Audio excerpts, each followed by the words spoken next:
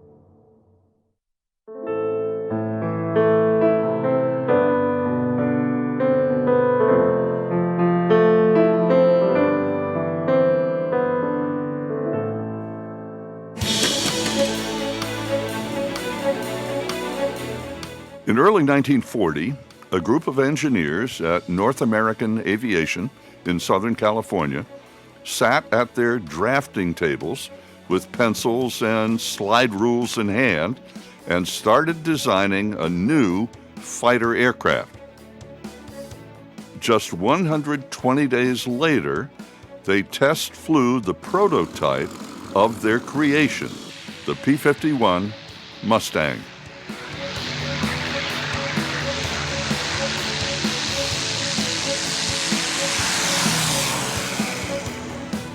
The Mustang was fitted with a unique sounding Rolls-Royce engine and became what is considered to be the best propeller-driven fighter of all time. It had it all: power and speed, range, altitude, and maneuverability, the qualities needed to escort bombers over Germany in World War II, protect them from the Luftwaffe, and return safely to their bases in England and Italy. The challenge and mission was to confront and destroy Nazi Germany. Thousands of pilots flew the Mustang, but many of them had a second mission. They were African American pilots and had to fight two wars at the same time, one against the enemy in Europe, the second to fight racism, segregation, and social injustice at home. Those African American air crews became known as the Red Tails.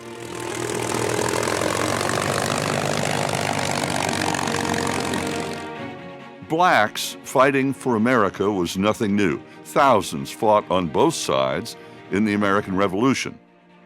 More than 80,000 colored troops fought in the Civil War. 33,000 died. When the Civil War ended at Appomattox, there were few jobs available to freed blacks, so many enlisted in the U.S. Army and fought the Indians in the desert Southwest. 4 black units were created, 2 infantry and 2 cavalry, led by white officers. They served with great courage and distinction. 18 received the Medal of Honor. The Native Americans dubbed them Buffalo Soldiers because of their curly black hair and dark skin and their tenacity as fearsome fighters. They went on to fight under Teddy Roosevelt in the Spanish-American War.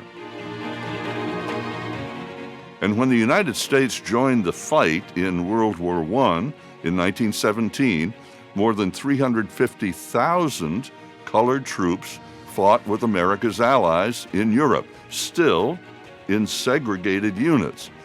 One black infantry regiment became known as the Harlem Hellfighters.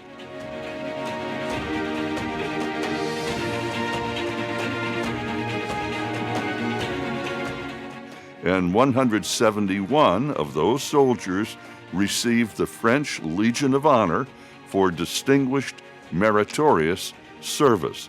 1 American soldier received the Medal of Honor.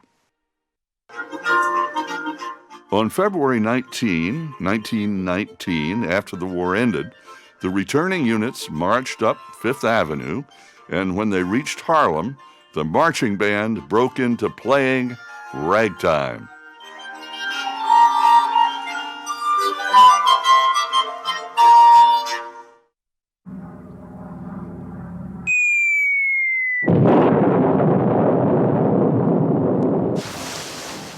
When the Japanese attacked Pearl Harbor on December 7, 1941, there were already many African American officers and enlisted in the military, especially in the Army. But the Pentagon said that colored men were, quote, of inferior mentality, had smaller brains, and were unfit for combat, unquote. Therefore, were not fit to become pilots. Well, undaunted, hundreds, then thousands of young colored men enlisted and applied for pilot training.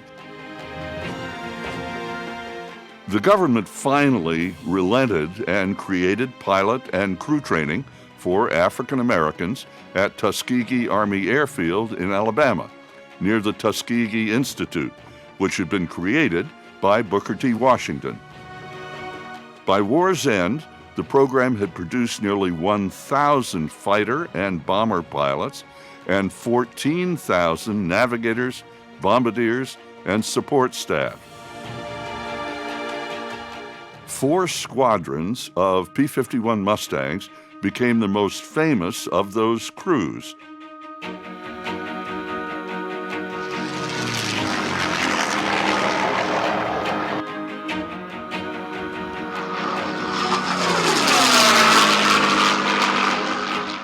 And when they arrived at their base in Italy in 1944, they decided to paint the tails of their Mustangs red, so became known as the Red Tails.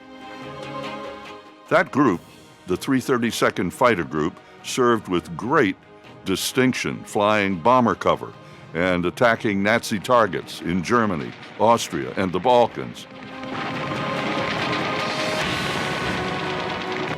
They flew the longest escort mission of the war for the 15th Air Force in an attack on Berlin on March 3rd, 1945, 1,600 miles.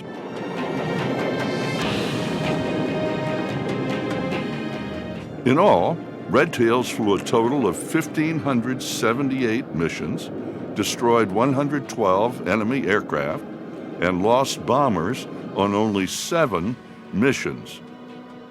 Red Tail pilots earned 96 Distinguished Flying Crosses, 14 Bronze Stars, 744 Air Medals, and 8 Purple Hearts. 84 lost their lives. 2 Red Tail heroes join us today. George Hardy, Lieutenant Colonel, United States Air Force, retired. His wings were pinned on in September 1944. He flew 21 combat missions in the Mustang over Europe. He went on to pilot 45 B-29 missions over Korea, and later became a KC-97 refueling squadron commander.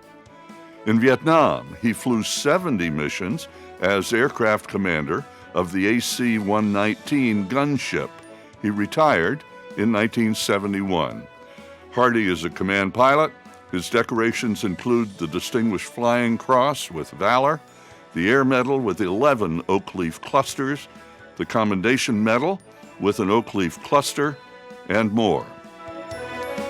Charles McGee, Colonel, United States Air Force, retired. Eagle Scout, 9th in his high school class of 436. After 2 years at the University of Illinois, he enlisted. His wings were pinned on June 1943. He flew 139 combat missions in the Mustang over Europe, shot down a Focke-Wulf 190. He flew 100 missions in the Mustang in Korea, and in Vietnam, 172 missions in the RF-4 Phantom. McGee is the only American pilot to have flown more than 100 missions in each conflict, World War II, Korea, and Vietnam. He holds the record, which will never be broken, of flying, of all pilots, the most combat missions in 3 wars, World War II, Korea, and Vietnam, 409 missions. After his 30-year career commanding at all levels, he retired in 1973. His decorations include the Legion of Merit with oak leaf cluster, the Distinguished Flying Cross with 2 clusters, the Air Medal with 25 clusters, the Bronze Star, the French Legion of Honor, and many more. He is an inductee of the National Aviation Hall of Fame.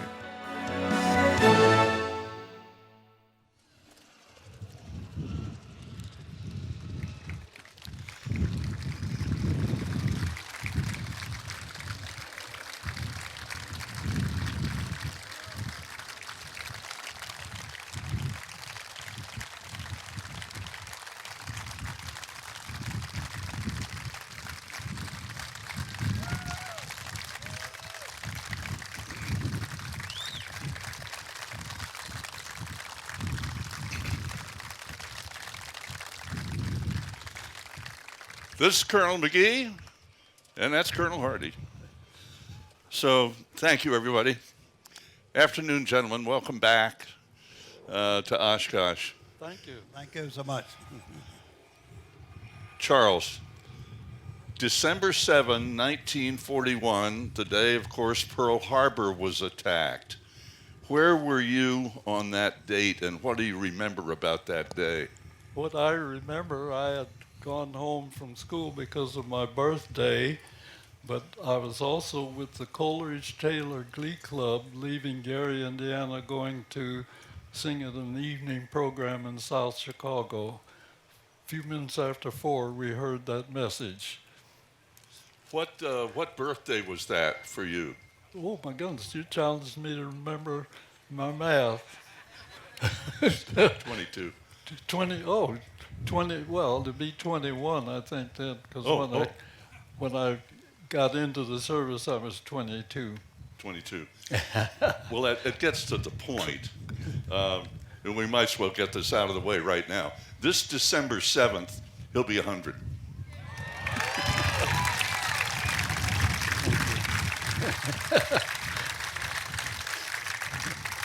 And George, you're the youngster here in the group.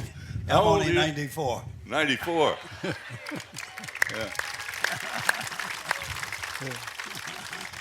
So of the red-tail pilots, the Tuskegee Airmen, how many of you are left pilots? Well, that's a number. I think we're down to 11, maybe 10. It's hard to keep up with. No, it's 11 now. He thinks He's the it's oldest and I'm 11. the youngest of that So- 11. Before Pearl Harbor hit, before that happened, what are your memories at your ages at the time, the attitude, the mood in the country before Pearl Harbor hit? What was happening in your lives?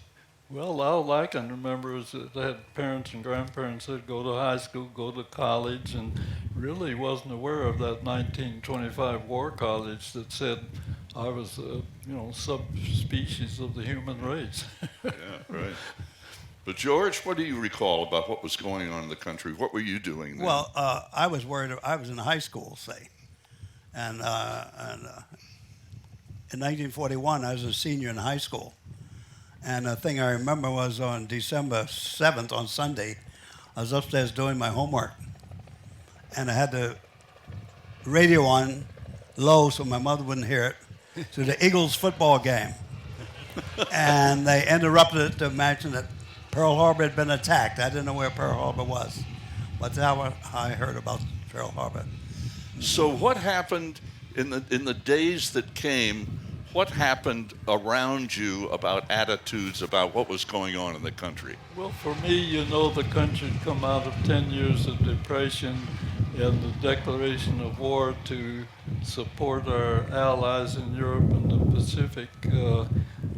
Didn't change segregation, but everybody was interested and involved and had access to the jobs that were available in the war build up, the enlistments. It was a big change. As I say, it didn't change segregation, but everybody was behind the effort. Right. And George, what Well, I was your remember- sense? You're there, you were in high school, yeah. High school, but I remember Pearl Harbor. It galvanized the country, and I remember Pearl Harbor was the watchword for people.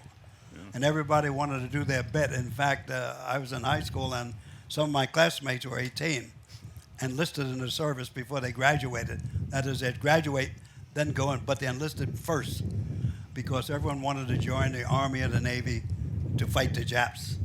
And I remember that. How interested, if at all, were either of you in airplanes at that point in your lives, at your ages? Were you already hooked or not? I wasn't one who was hooked, and I'd learned to handle a rifle in ROTC in college, but because I was in school, the draft board wasn't pulling my number. But when I heard about aviation opportunity, I was able to pass exams, and all I can say is, my first flight, I was hooked. So when somebody asks me now what got you interested in aviation, I just say I was avoiding the draft.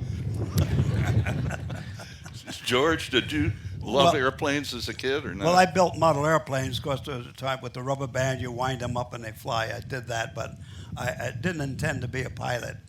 It's one of those things. Well, let's see. When I was in high school, I only weighed 129 pounds, see? And I didn't consider myself a warrior of any kind. But were so- you too light? Was 129 pounds too light to apply for pilot training then?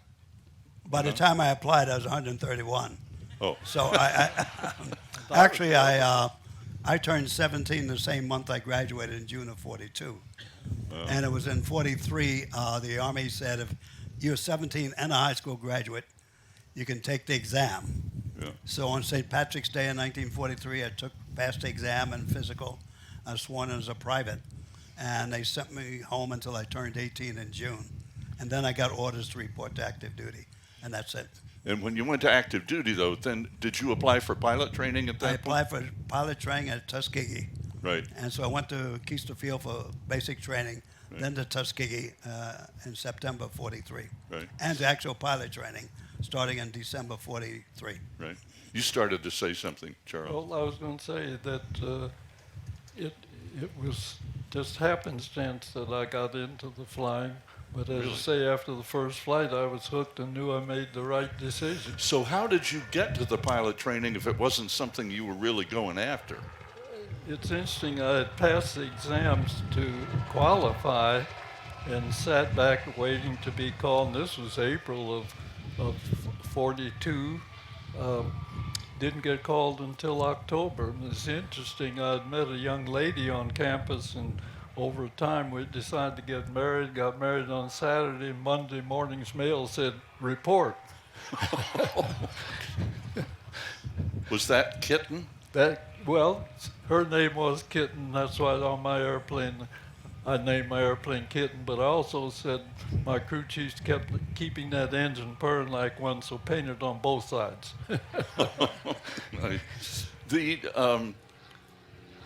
We heard in the video. Speaking of Mustangs, we heard in the video about that study that was done by the War Department, about Negroes, and saying they were unfit, they were cowards, they were unfit for combat. They were only qualified for menial work in the military and certainly couldn't be pilots. How did that strike all of you at the time? Because were you aware that had been written and Fortunately done? for me, I wasn't aware. Were you, George? I wasn't aware of it either at that time.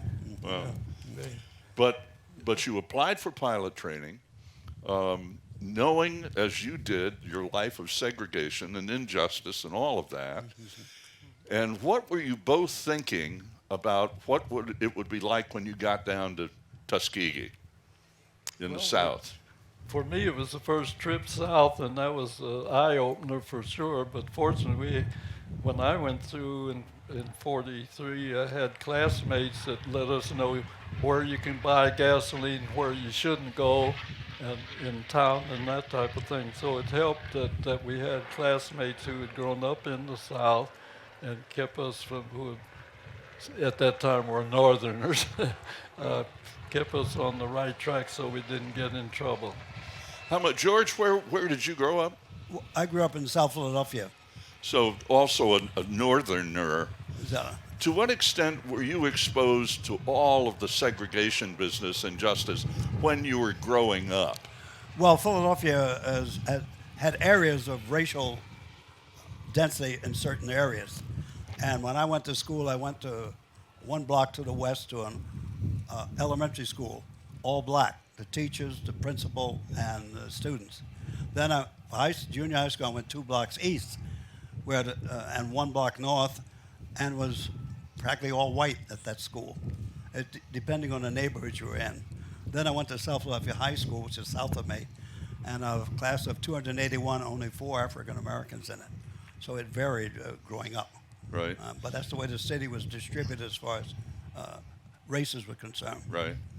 And Charles, what about you? How much were you exposed to all of the segregation and so forth growing up? Well, life was interesting because I was born in Cleveland, Ohio, but my dad's work took us away. My mother had passed when I was just about 2 years old, so school was segregated there, but when we went from Cleveland to the Chicago area, my brother, sister, and I were housed with the family out on the Fox River, not in Chicago, which was good. There was only one black family in town, and we were living with them, and so education was excellent, and also moved to Iowa, 2.5 good high school years there. There was segregation, but not in the school. There weren't enough blacks for a separate school, so that was good. And then my dad went back to the Chicago area. In Chicago, thumbs down. That wasn't so good because I didn't do anything for 5 to 6 weeks in a segregated school over what I had learned in Iowa, same classes. And I know they said that I graduated 10th and some 400 students, but that education primarily came from 2.5 good high school years in Iowa, not the Chicago school. I'm sure Iowans like hearing that I hope so. today. So you enlisted knowing how segregated the military was. You knew about the things we heard in the movie. Yeah. So what was the passion in you that pressed you to go ahead and say, I'm going to do this, I'm going to make this happen, despite all the negativity? Well, I had grown up, you know, you treat other folks like you want to be treated, and you take part in what's going on. The whole family ended up, my dad was in the service as a chaplain, my sister was a WAC, my brother went to signal school, I went to flying school. But it was all, as I say, the attitude around the country to me at that time didn't change segregation, but it was, everybody was interested in the opportunities that the war buildup meant for the country. George? Well, we get back to this thing of why did I want to fly? Right.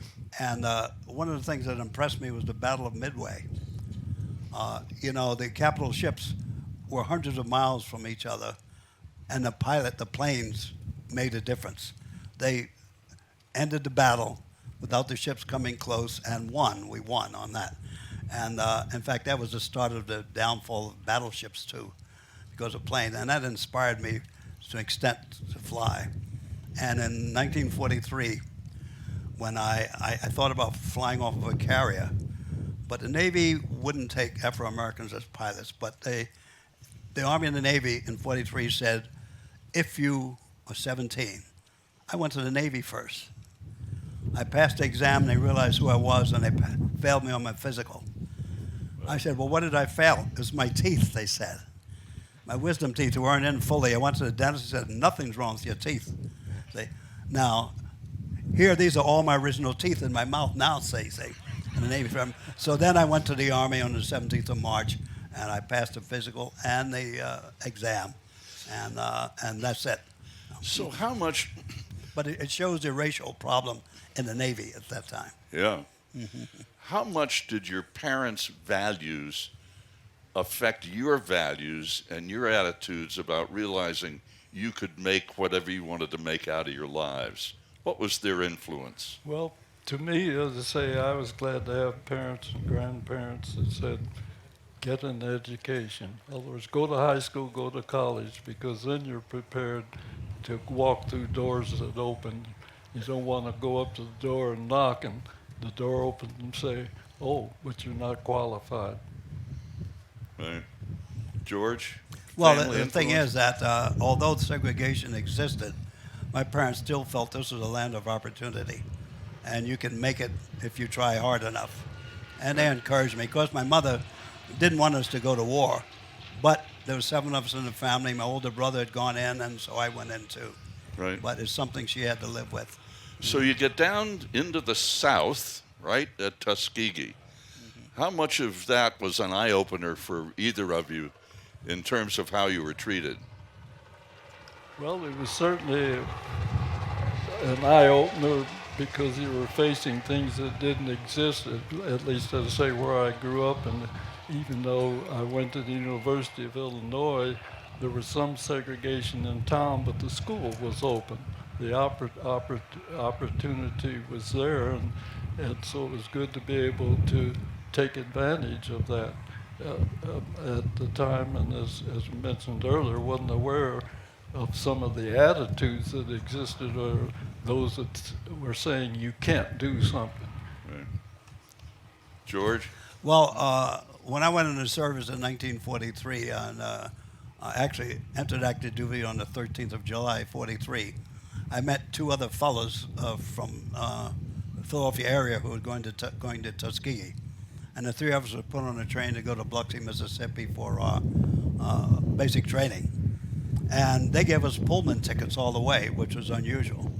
And it was nice sitting in a Pullman going to Cincinnati from Philadelphia in a dining car, seeing the scenery go by. We got to Cincinnati and got on the L&N Railroad to go to Biloxi, Mississippi. We still had the Pullman section for us Everyone else in the car was white, but we had a Pullman section of 3 of us. When we went to eat was the first difference. They had to have segregation in eating facilities in the South. So the dining car had a heavy curtain across it with a few tables at the end. And we had to eat behind those curtains so that the white people couldn't see us eating in the car. That was my first introduction to real segregation. Then we got to Tuskegee and got off and went to Biloxi, and it was worse. 'Cause It was worse. It was complete on the base, yes. How? We were completely segregated. Describe. Completely segregated. We had our own orderly room. We had our own barracks we stayed in. And Keister Field had thousands of people there. And they had about 10 or 11 dining halls. And we had one on the end for us to eat. That's all. And that's the way it was at Keister. The Army was rigidly segregated then. Yeah. Army and the Navy, all the whole military, yes. So you're in primary, right? You're in primary, No, flying this is basic basic training. Basic training. That is learning to be a soldier. Right. Using weapons and things like that, the Yeah. ground troop. Everybody in the Army goes through that. Right. So you get to primary pilot training, though. What are you flying? Well, I flew the PT-17 bi-wing open cockpit, but we need to say that our presence there was because of Tuskegee Institute, now Tuskegee University. The city of Tuskegee and their sheriff wasn't a friend. If it had not been for Tuskegee University's very well-managed civilian pilot training program, and that's where Eleanor Roosevelt visited, if you recall some of that history, who knows what would have happened. And even the first white commander of Tuskegee Army Airfield didn't want a black soldier at the gate carrying his weapon because he didn't want a white person from Tuskegee coming out and being faced by a black with a gun. But fortunately, he was moved on. Noel Parrish took over. He didn't change segregation, but he believed in the opportunity and did everything to keep things smooth and continuing. Right. So you're in the PT-17, right? Yes. So how long a period was that, and what was your next airplane? PT-17, about 250 horsepower. That's primary training. Basic training was the BT-13, closed cockpit, a few more instruments, and you learned a few more things about flying. And the advanced training at that time was the AT-6, another couple hundred horsepower in your strength. But even along the way, somewhere there you learned night flying, you learned instrument flying, and then in the final phases you learned combat performance in the aircraft. Do you remember your first solo? Yes and no. Do you, George? Not really. Not really. Not really. It was so long ago. No. What about when you were winged, when they pinned your wings on? Well, I just wonder what that experience meant to you, that's all. Yeah, well, I remember more my very first flight when the instructor said, "You see over there the airfield they're building?" I think I said yes, but didn't want to be held to that. So you're both winged. Now you come along later. I came along, yes. Yep. He graduated in 43. I graduated in 44. 44. September 44. We were chatting inside about Benjamin Davis and Chappie James. Yes. Both African American leaders for sure. Where were they in that whole process, and how important were they to African Americans being able to fly? Well, Chappie James was an instructor in Tuskegee Institute civilian pilot training program. And they were all, of course, civilians, and I was in part of my training. They wanted them to come on active duty, and they wanted to stay as civilians. So they were given a choice, and while I was still in training, Chappie James decided to come on active duty. So he immediately, because of his experience, he didn't go through pre-flight, he went direct to basic on through and graduated. And as you know, his history after that, he strapped on many an aircraft. Right. So you headed, once you've finished training, you got your wings, how soon before you went to Europe? For me, training, we were immediately, Tuskegee Army Airfield was so crowded that our combat training took place in Michigan. Oscoda Army Air Base was a northern place where we could do gunnery out over the lake without much traffic and that type of thing. But we were combat ready by December 1943. Yeah, 1943. No, but I have to say that is the 332nd Fighter Group. The very first squadron that was an experiment expected to fail and didn't, 99th Pursuit Squadron, and they were combat ready in December of 42 when I first reported. No white commander wanted them. They kept in training for another 3 months. Spring of 43, they finally sent them to North Africa, a task to the 33rd Fighter Group. Momeyer didn't want them. They went to their own base, sent a pilot over to the 33rd to get their briefing, came back and flew their missions. But he said, not aggressive, should be patrolling Liberia. Well, if you remember your history and your map, where's Liberia? Where were the Germans? I think you get the idea. Right. But when were you shipped over to Europe, and how did you get there? When was that? We were combat ready December of 1943. Went shipped over from the Virginia area and landed directly in Italy in January of 1944. So how was the ship ride? Well, it was interesting because they did a lot of twisting and turning. It was a slow ride avoiding the German submarines that were very active throughout that area at the time. And so it took several days to get over there in the troop ships that were moving the troops at that time. So when was the first time you saw a Mustang? When you arrived in Italy, what were you expecting to fly? Well, things get interesting when you look at the history, because I say the 99th was told they ought to do some patrol work. 332nd Fighter Group was combat ready in the P-40, and they said, oh, you are going to do some patrol work, and we switched before leaving the States to the P-39 Bel Air Cobra. We patrolled Naples Harbor and the waterways to the Anzio beachhead at the same time. The 99th, after they had moved out of Sicily into Italy, were doing the interdiction and ground support. And really it was over the Anzio beachhead that they shot down in a few days' time over a dozen German aircraft. So it was a matter of opportunity. But shortly after that, the 332nd Fighter Group was one of 4 groups picked to begin the escort work to protect American lives, because every bomber that was lost on the missions meant usually 10 American lives, and that's why the escort work began. Right. So when did they bring in the Mustangs? The Mustang came, when we started the escort work in the spring of 44, we had the P-47 Thunderbolt. 1st of July, all 4 squadrons were flying the P-51 Mustang. Now, when did the red tail business start? Where did that come from, and what was it? Because I was there before George. Well, Right, yeah, yeah. The red tail was really the fact that the 15th Air Force assigned colors to the tails of each squadron. Yeah. And our rudder was supposed to be painted red. Instead, we painted the whole rear end red and became known as a red tail. But all of the airplanes had on their rudder a different color.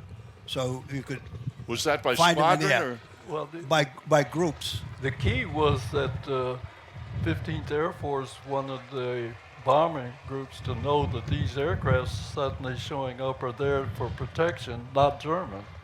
So one group had a yellow tail, one had candy stripe, red, white, one had checkerboard, 332nd Fighter Group, red tail. Right. And it's if you got involved in combat or something, once you started to form up, you could see at a distance who your squadron mates were and join up. Right. And that was one thing. But the spinners of all 15th Air Force planes were all red also. So. I might say for the folks that are interested, if you notice here, red nose, red tail, but look behind the spinner, orange and red stripes here, yellow and the orange or yellow, whichever one you call it, trim tab. We ended up with 4 squadrons, and the crew chief needed to know what aircraft is landing to be prepared to take care of them. So what's happened behind the spinner and on the trim tabs allowed the crew chiefs to be prepared to marshal on in. We had pier steel, plank runway, tent city on each side, the end of the runway. That was for their identification. What you see here happens to be the 302nd Squadron, the one that I was in. We had the yellow and red trim stripes. So we heard Red Tails, and we in the movie applied. It sounded like only to the fighters, but the Red Tails applied also, right, to your bombers or not? No, just the fighters. Just the fighters. So that's why we say when you're just talking about Red Tails, you're only talking half of the outfit. The bombers didn't get into combat, but they really fought what the Pittsburgh Courier called double victory. We were fighting against victory against Hitler in Europe. We were fighting against racism here at home. And 101 of the officers of the bomb group actually were incarcerated for a period because the commander wanted to maintain segregation, although the Army had already said it should end. And the Red Tails did not apply to the 99th Fighter Squadron when they're flying P-40s. Because the Red Tails was assigned by the 15th Air Force. The 99th was in the 12th Air Force. And when we got to the 15th Air Force escorting bombers, the 15th Air Force assigned the color. And that's when we started the Red Tails. So when you were up escorting our bombers, to what extent did the bomber crews know that the Red Tails were Negro pilots? Most of them did not know. Many of them didn't even know till well after the war. There was one squadron or small group that, due to weather, landed at our base in Ramatelli, and for a few days before they could get back home. But that word did not spread. Segregation had gone overseas and was pretty well maintained. We did not go to the Isle of Capri to the officers' rest camp. We had our own camp in Naples and that type of thing. So most of those bomber crews, even on the same base, didn't know that they were being protected by colored fighter pilots. That's what many didn't know until well after the war. Wow. Is there any real way you can really prepare for your first combat experience? Prepare for it? Yeah, how? No, they just sent you on the first mission, and that was it. Well, I mean mentally, emotionally for you. Training was good. Training. I've often had youngsters say, were you scared? And I said, if you're scared, you're in the wrong business. Yeah. But we had excellent training, and so it was a matter of carrying that out, whatever your assignment may be. Describe one of your escort missions. What were they like? Well, the escort missions were, they were long to start with. And that's the reason I didn't go as long one as most of them. Like the mission to Berlin, I wasn't on that. That was the longest one we flew. Right. But I flew as a wingman. I was a second lieutenant and flew as a wingman on that. And my job on a wingman, in a flight of 4, you have the flight leader and the element leader. And the wingman, their job is to protect that plane. If he goes after a fighter or something, you stay behind him to make sure no one gets on his tail. That's the job of the wingman, and that's how you learn what to do in combat. Yeah. So you both survived World War II? Yes. Right? Yeah. Yeah. And move on with a few years. You decide to stay on active duty, Charles, and on to Korea. Yes. So Well, what were you flying in Korea? I'd gotten over a couple of assignments in the States and ended up in the Philippines when the war broke out. And they grabbed P-51 pilots wherever you were because we didn't have our jets in place at that time. And 2 squadrons that had flown the 51 but had turned them over to the Philippine Air Force. They were flying F-80s. 2 squadrons of the group there were immediately shipped up to Japan where they had 51s in storage and got. So my last flight in Europe was November 44, 1950, 49, 50, or 1950, I'm going down the runway in Japan in the 51 again, and we flew missions out of Japan while they built the first strip inside Busan perimeter. Wow. And George, you left active duty and came back on, right? I got out in 46, went to NYU for 1 year, Right. and returned to active duty in June of 48. So what did you do when you were back on active duty? Well, when I during came back Korea? on active duty, I signed in January 48. I decided to go back on active duty, but Lockburn said, I'll go back if you can let me finish that semester at NYU. So he said, okay, I report in June. But in April, the United States Air Force announced they were going to do away with racial segregation. And that caused me to think more about going back on active duty. So I figured when I went back on active duty, I've got to fly. But if I can't fly, I don't want a desk job. If I had a desk job, it's got to be in maintenance around airplanes.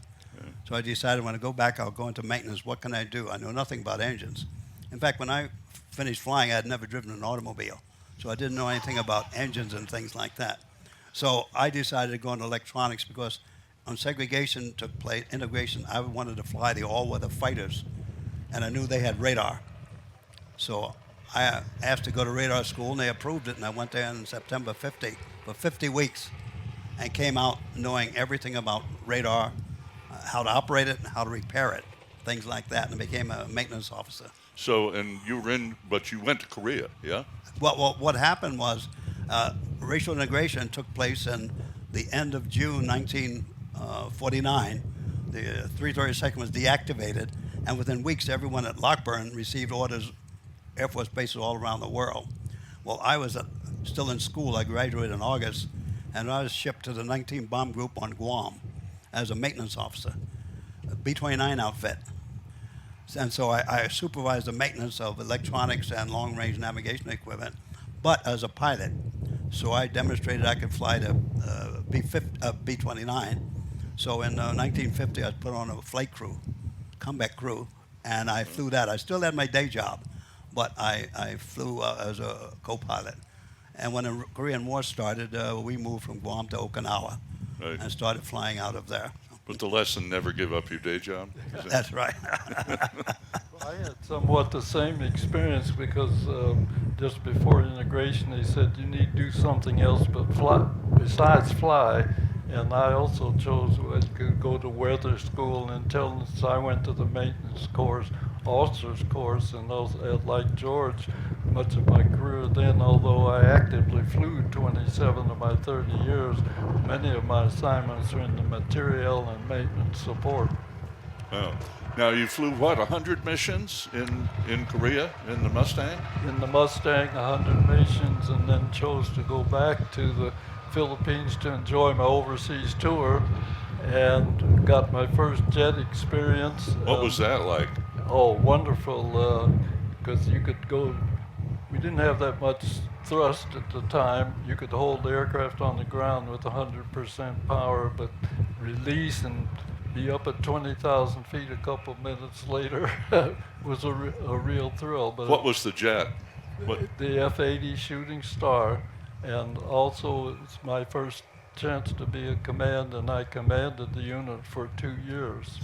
What was the attitude of the pilots and the entire staff of the squadron under you as the squadron commander? Well, fortunately, we got along well. Being a pilot and a maintenance officer, but the camaraderie that we had as fighter pilots, a little hard to beat. Our story is, we're the boys of the 44th, who in the hell are you? The one story, tell me about Frank Borman. When you were at Clark, Frank Borman, who's become rather famous in astronaut world, but what was your experience with Frank? What was so significant about that? As I say, I was commanding the 44th.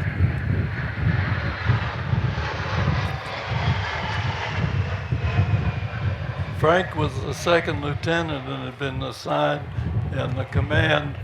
He did some work for headquarters for a period and had come down to the squadron to, I think we're planning for being able to build up support for moving transport. He was assigned to do that type of thing. but he had had a problem, and the flight surgeon and had been taken off of flight status, and the flight surgeon wasn't helping because he said he didn't have his records. So fortunately, I was able to get with the flight surgeon and say, if we take him up, give him some flights and so on, you monitor, and it worked out. He got him back on flight status. So Frank and I have been friends ever since. The fact is, Frank Borman credits him with saving his flying career, which is pretty neat, for sure. Back in the States, when did you come back and become a base and or wing commander in the U.S.? Well, mainland? That's interesting because for many years, after the Air Force integrated and closed Lockburn Air Base at that time, 1949, and we were scattered around the world, it was, I guess, like doors open at times. I had other commands overseas, but not here at home. But in 1972, I became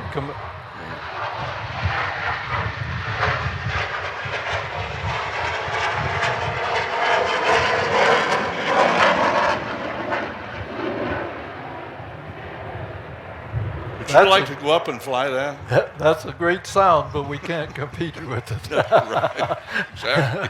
Right. Oh. So go ahead, sorry. Yeah, let's see, where was I? Command back in the U.S. Oh, yes. We got commands overseas that we weren't getting here at home. But when I became commander of Richards-Gebaur Air Base and the 1840th Air Base Wing in 1972, that was the first stateside assignment at that level in the career since the closing of Lockburn Air Base.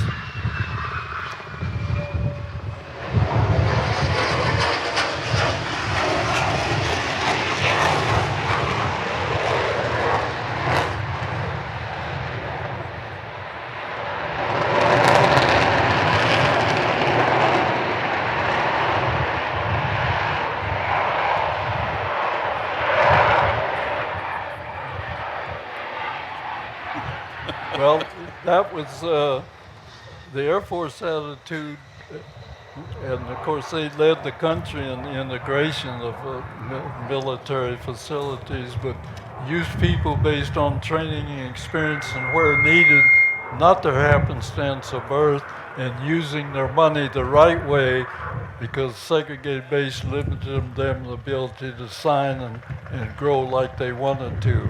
So that's what brought about the change. Good.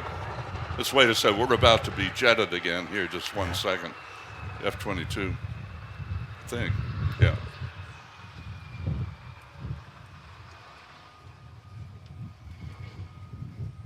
Oh, is he touch and go, or is he landing? Wow.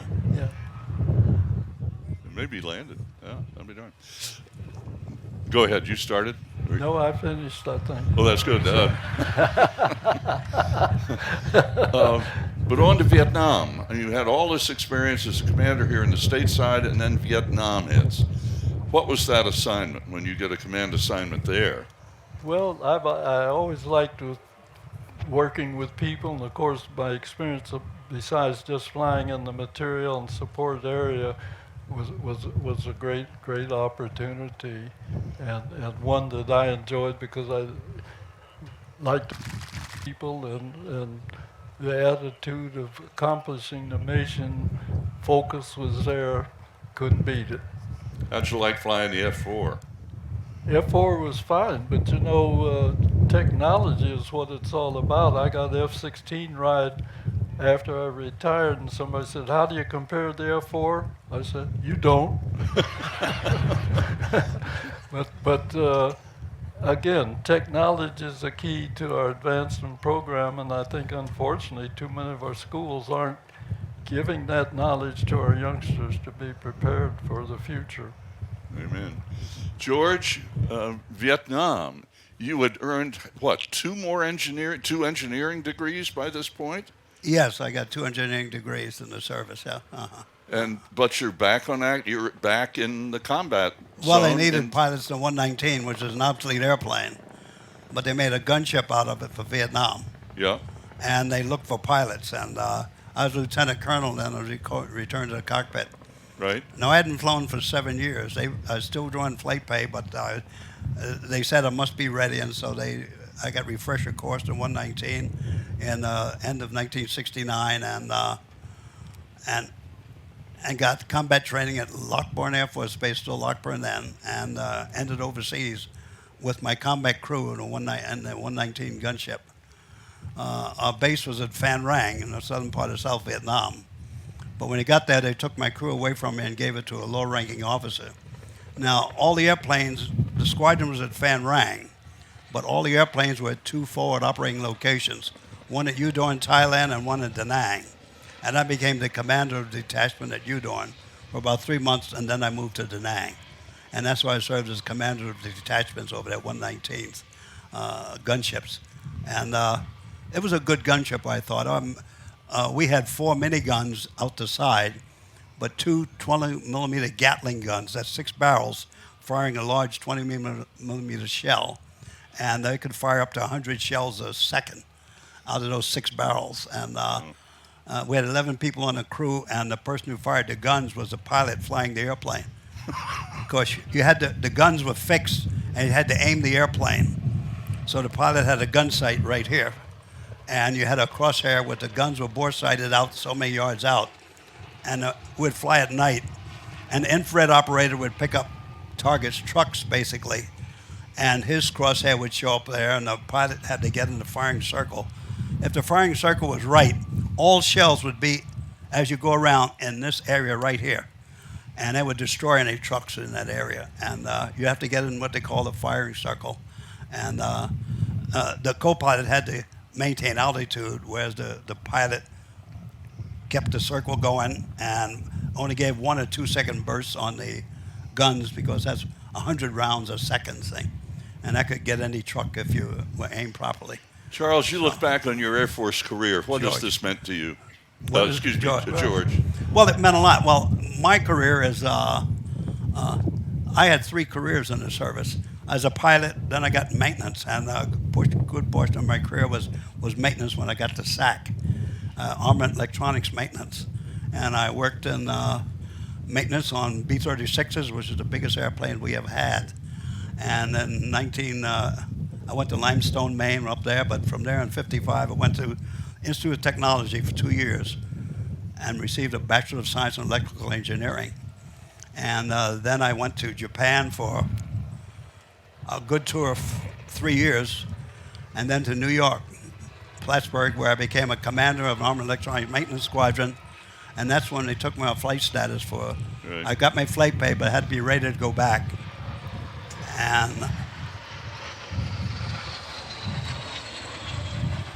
And while I was there, the Institute of Technology contacted me to go to graduate school. So I ended up in 63 going back for 19 months and received my Master of Science in Systems Engineering. So I got a full, and then I got a different career after that, because I went into Air Force Systems Command, design development of worldwide programs. I worked for that for 5.5 years. At the end of that, I ended up going back to the cockpit and into Vietnam. What's meant to me is the importance of us mentoring our young people for our country's future, and what's happened. In my own lessons,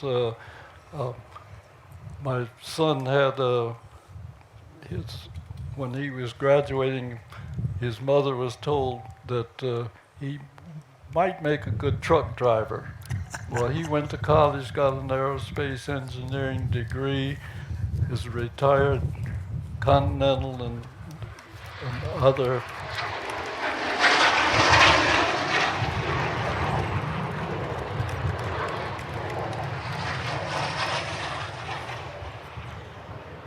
So that was, repeat that, what your son went to, repeat that?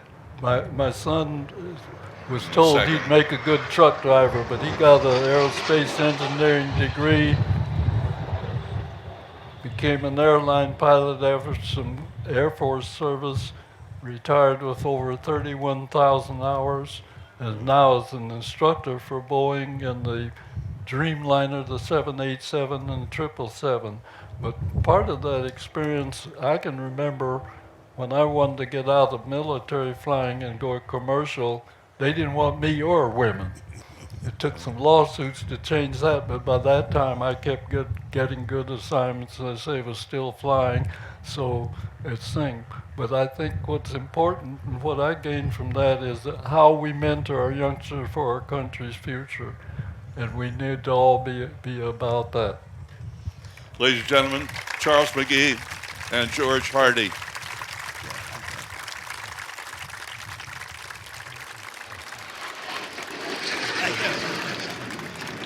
Wow.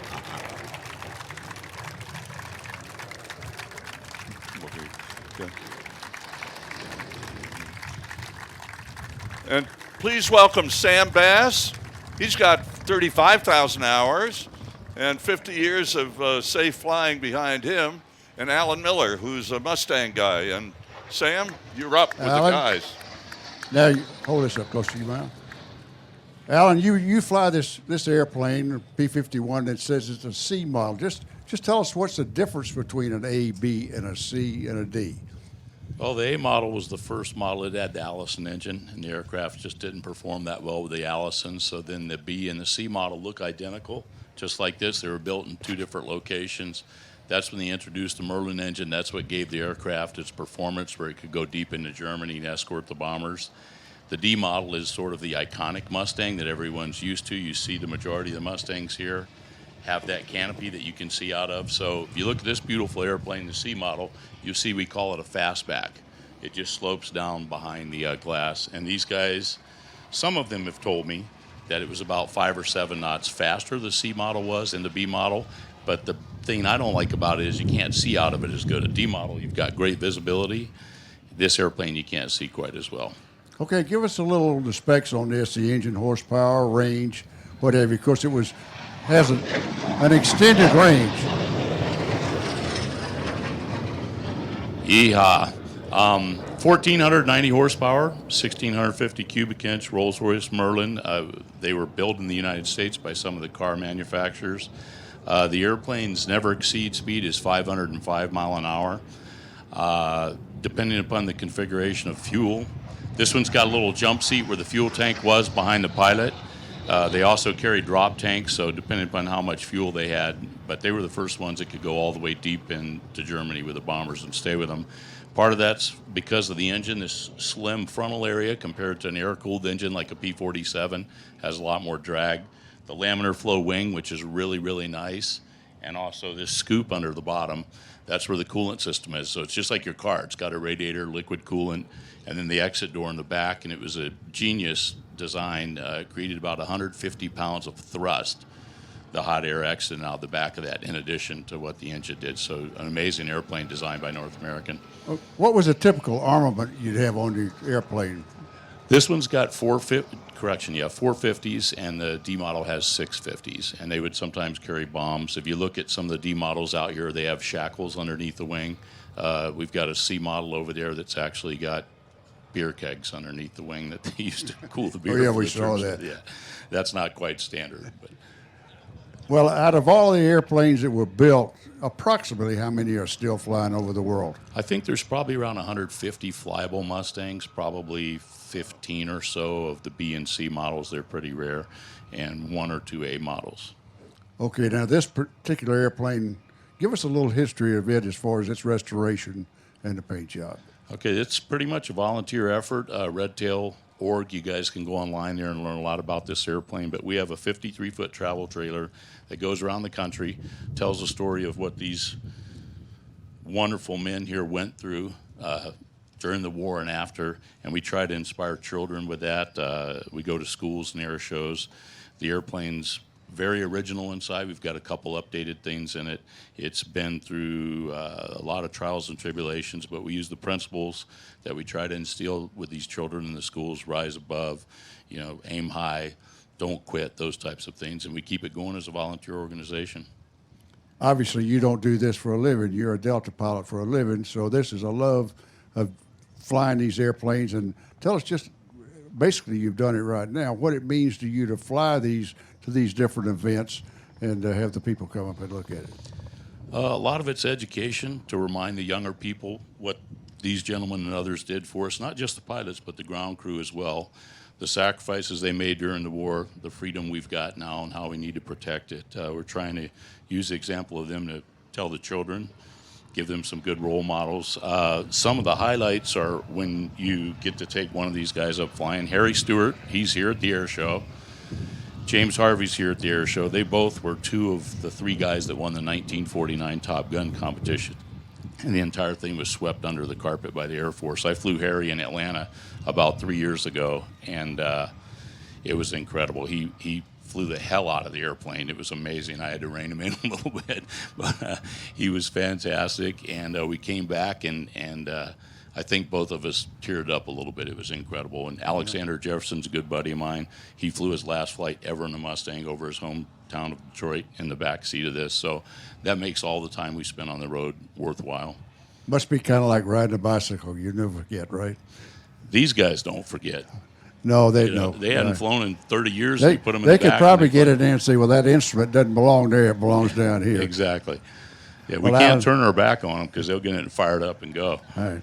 Thanks a lot, Alan. We really appreciate it. Thank you. Folks, a couple of final things here. We have some challenge coins here. And if you people that are not in the military don't know about a challenge coin is issued to another, if you give it to another military man, and he's supposed to have that, and you challenge him for that coin and they don't have it, then you have to buy all the beer. So for our veterans, we have these challenge coins that we would like to distribute. Now, a little pretty lady here with the hat, and she's going to be over here, be distribute them, and they come from the Fagan Fighters World War II Museum in Granite Falls, Granite Falls, Minnesota. Excuse me. Are you going over there now, Kyle? Okay. All right. And thanks a lot for coming. We really appreciate it.